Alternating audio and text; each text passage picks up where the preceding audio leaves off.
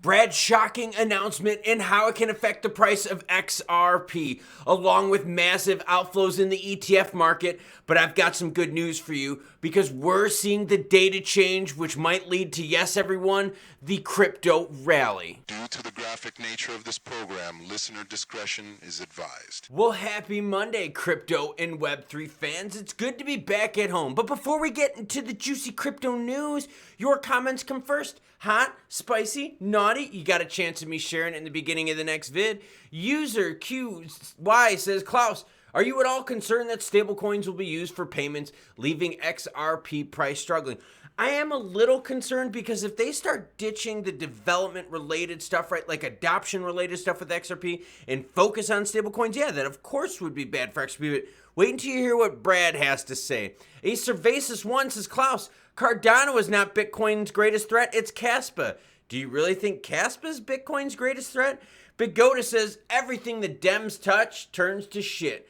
XRP is now cursed. Well, guess what? It shows that the polls are favoring Donald Trump, and he wants to make the U.S. the crypto capital of the world, which would be great for all of us because there's a lot of money in the U.S. Bitcoin's in at 55,494. We need some positive news, and CPI data comes out in a week. ETH is at 2324, while BNB is at 507. Ton is starting to claw its way back, but the arrest did some damage. Sol's at 130, while XRP's at 53.3. XLM melting faces, not a chance, girlfriend, 9.1 cents. Bitcoin's future hinges on 2024 U.S. election. And let me ask you this, does XRP's future hinge on this election as well? If the Dems stay in power, what would happen to XRP? Because we know Gary G ain't backing down at all. Bitcoin's fate just might rest on the 2024 U.S. presidential election, according to a recent Bernstein report. If Donald Trump wins the election, BTC could hit new heights, potentially skyrocketing to 90,000, and we know that would bring up the alts. Trump's bold approach towards digital assets, including a pledge to make America the Bitcoin and crypto capital of the world, has caught attention of many in the crypto community. Now, on the flip side, if Cam makes it in the office, we might all be fucked. That's right, we might be spending $30 a dozen on eggs, homes would go through the roof, and crypto would probably fall. If Cam were to win the White House, the Bernstein report predicts that Bitcoin could face a major slump, potentially falling to 30,000. So I want you to think of this, okay? Look at the 90,000, 30,000. Essentially what's happening here is people across the globe are looking at the U.S. election going, oh my gosh. If you're a crypto fan, you cannot have Cam make it. It would be horrible for crypto. She is not about crypto innovation, all right? And if that's the thing that you're using as like your primary reason for voting is crypto, well, we know which way you're going to lean. But we all have things that we vote for primary reasons. But the problem we got, though, is that a lot of this action is hinging on the U.S. because there's a lot of money tied to the United States. And we would love to have U.S. big bags pumping up crypto. By the way, BTC dominance has been shrinking now to a level of 53%. Altcoin rally coming around the bend. U.S. BTC ETFs face $1.2 billion in losses amid the longest streak of outflows. Oh, it's been a very painful day for ETFs, a very painful month, to be honest with you. The cryptocurrency market, closely tied to the stock market movements due to rising short-term correlation, has also felt the impact of these economic concerns. Bitcoin, the largest digital asset, has struggled in September, posting a loss of around 7%. And we know what happens to BTC affects the rest of the market. So if BTC were to go to 90,000 with Donald Trump, what would happen to the alts? Rally.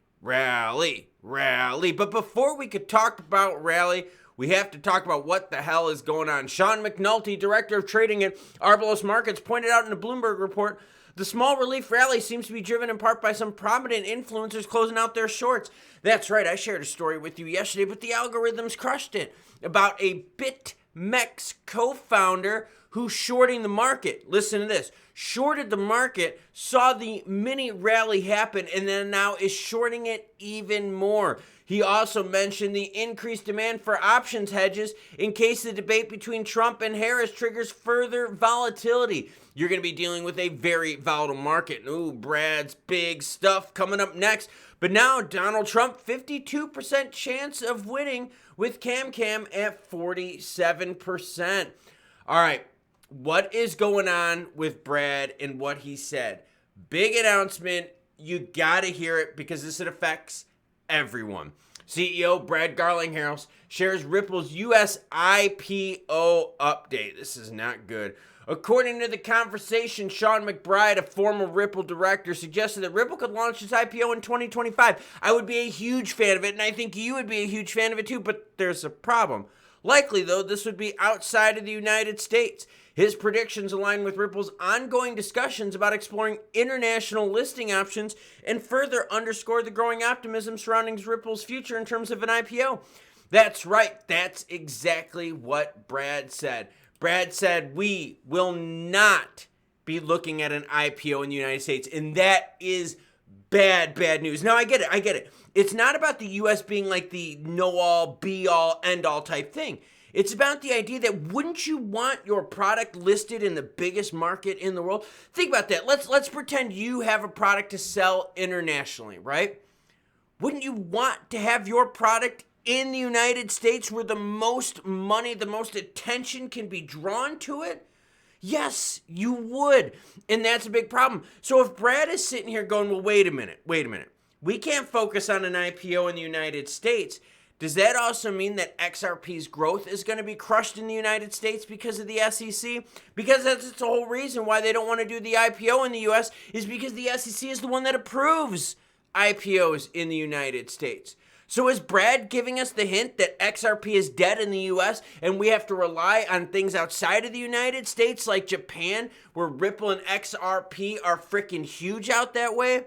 Now, granted, I'm happy that Ripple and XRP are big in Japan, but we want the money from the United States to feel this We want to increase demand, and the best way to do it would be U.S. bags. And by the way, as always, any article you see in this video, along with all my other ones, will be linked in the description below. Oh, Garlinghouse comments highlight Ripple's potential interest in international markets and echoes the company's past discussions about exploring its options for listing outside of the U.S. As Ripple continues to expand its presence globally, the possibility of a non-U.S. IPO appears to be a more significant strategic shift, indicating the company's focus on a more favorable regulatory environment. So this goes back to the original article, okay? And it also goes back to your comments, where Pagoda says everything the Dems touch turns to shit.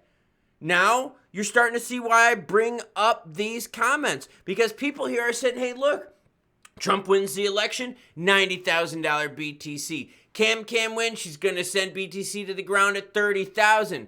Brad's out here saying, yo, dude, I don't know. I want an IPO, but I can't play in the U.S.'s backyard.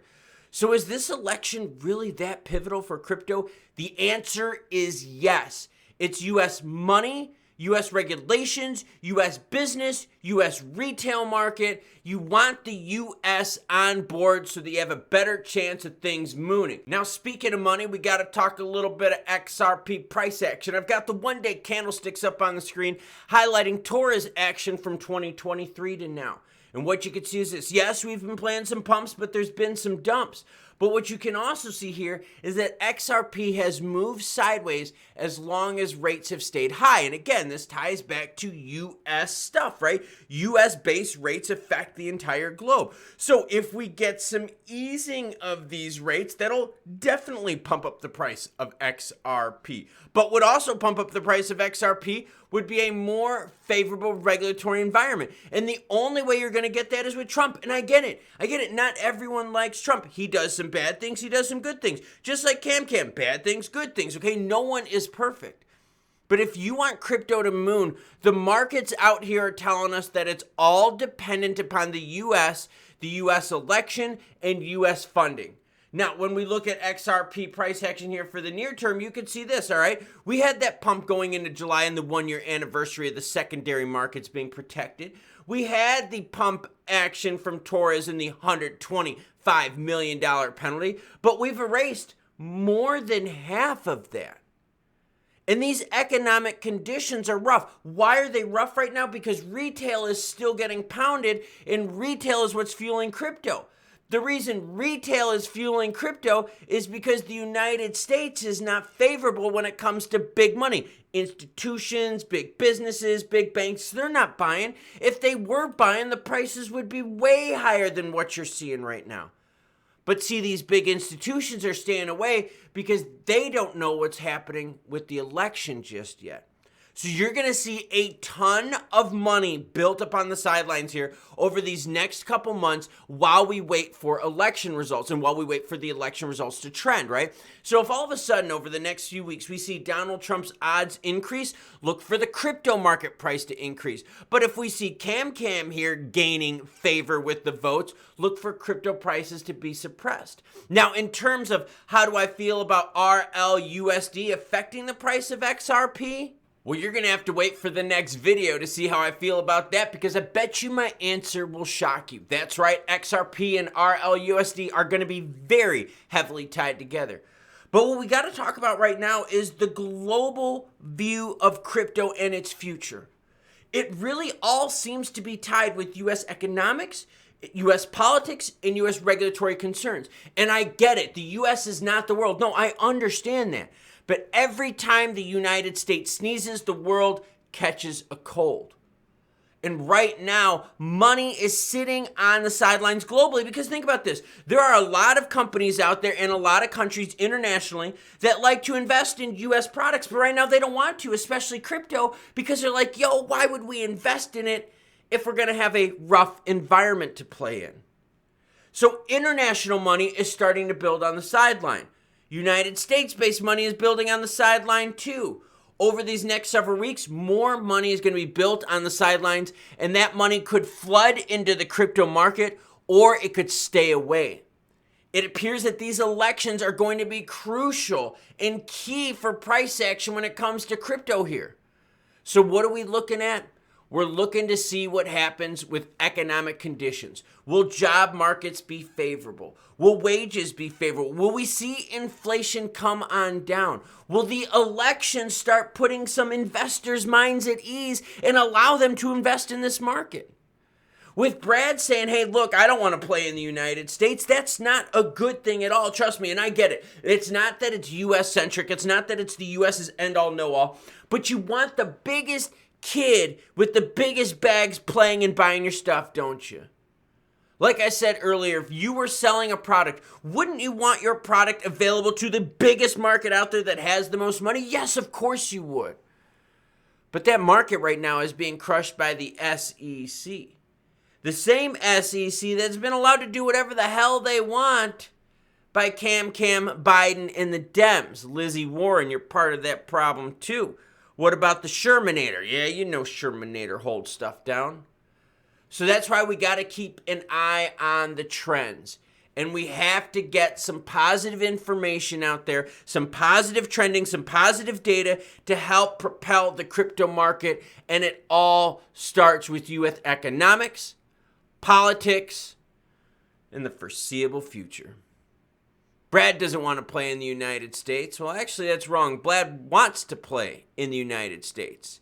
Too bad Gary Gensler's in that sandbox, and he keeps pissing on it. You're not supposed to pee in the sandbox, kids. You're supposed to be building sandcastles. Choo-choo, bitches.